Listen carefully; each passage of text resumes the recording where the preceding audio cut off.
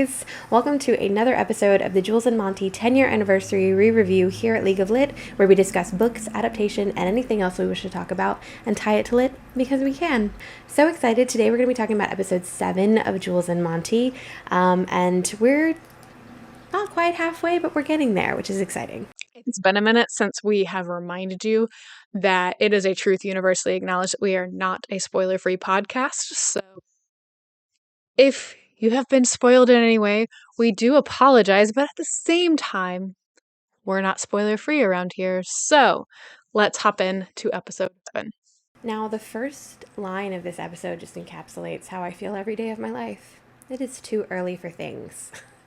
This is a fun episode because we're finally kind of getting to see a little bit more of university life for specifically Monty in this episode.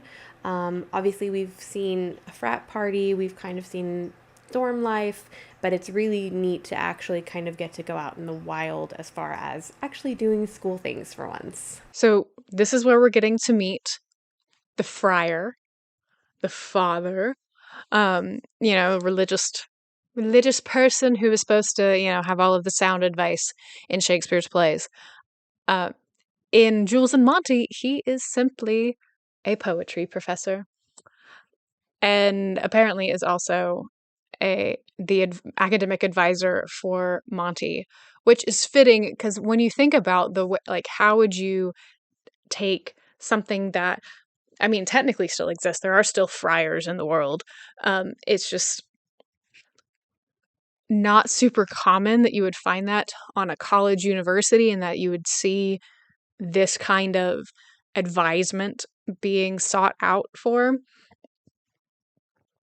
It does work, and this is actually one of their professors that they got to be a part of this. And I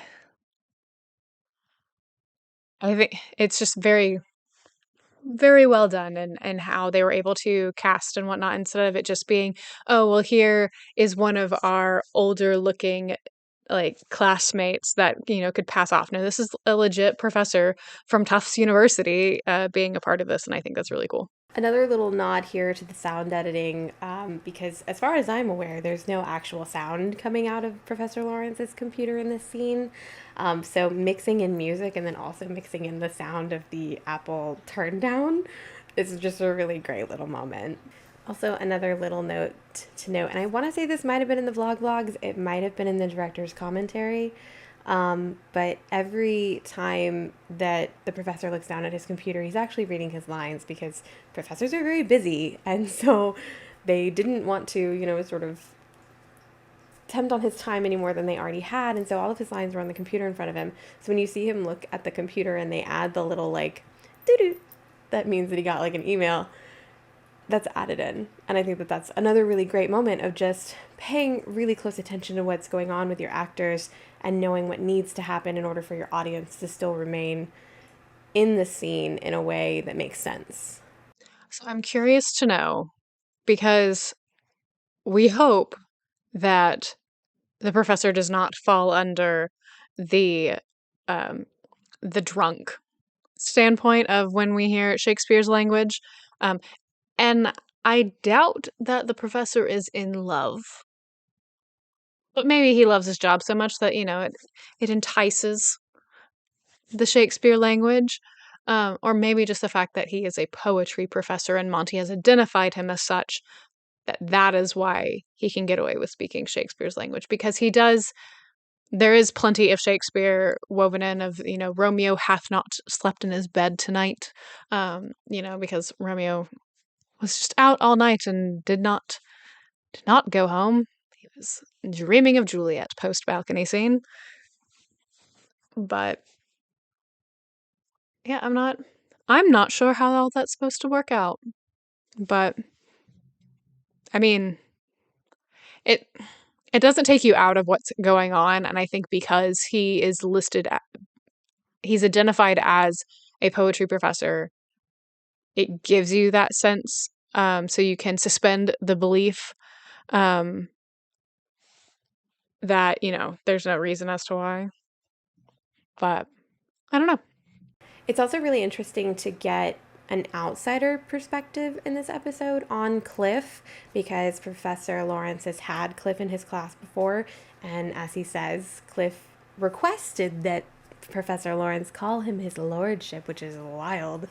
But it just kind of shows the side of Cliff that we have seen a little bit of and will see more of later given the source material.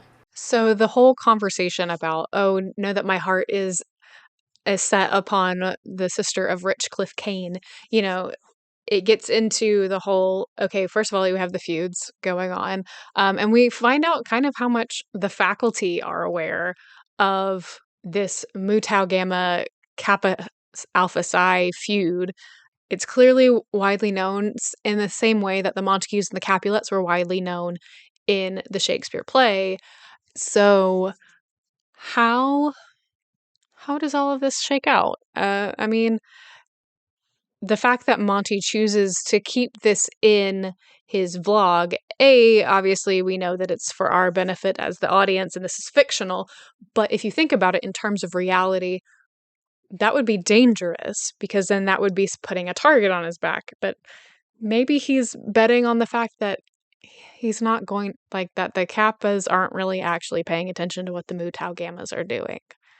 But maybe they are. We don't know yet. So this is kind of a shorter episode. I really think it's just to kind of give us an idea of the headspace that Monty is in and also to introduce Professor Lawrence.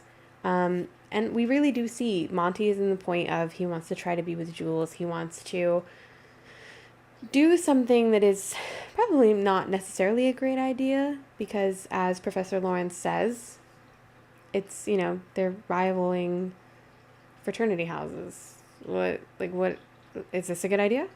And, even in the end, he's still telling Monty, do this. If your heart is telling you to do it, do it. And we'll have to see how that goes, won't we? So right here at the end, obviously, we're getting a nice little recap and kind of here's what's to come. The whole Monty looking at his watch on his ankle, that is 100% an Ed Rossini thing from what I remember from the vlogs. So Ed, you have to let us know.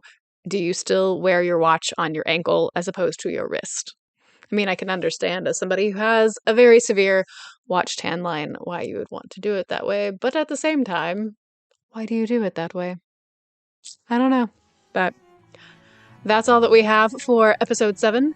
Thanks for watching, and we will see you next episode.